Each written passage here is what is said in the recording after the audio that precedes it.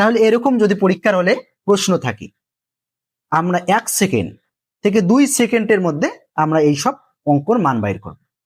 কিভাবে?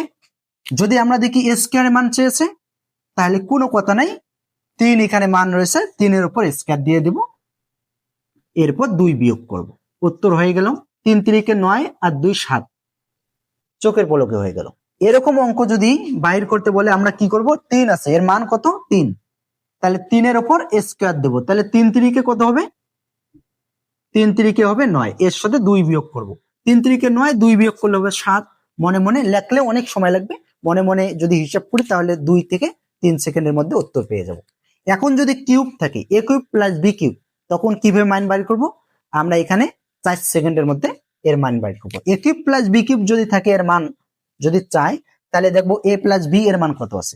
a plus b এর মান যত আছে তার উপর আমরা একটা কিউব দিয়ে দেব, মাইনাস ওই সংখ্যার উপর যেটা মান আছে তার উপর স্কয়ার দিয়ে দেব।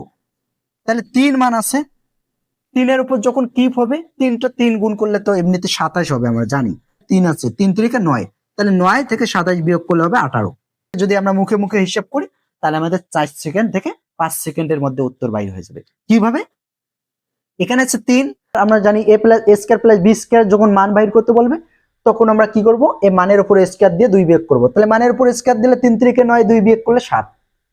এরপর হচ্ছে cube, a cube plus b কিউবের যখন মান বাইর করতে বলবে তখন দেখবো যে a প্লাস b এর মান কত আছে, যত আছে তার উপর কিউব দেবো। a প্লাস b এর মান আছে 3, 3-এর উপর কিউব দিলে 27, তার মাইনাস দিয়ে এবং তার উপর মানের উপর স্কয়ার দিয়ে দেবো। স্কয়ার দিলে 9, 27 থেকে 9 গেলে 18।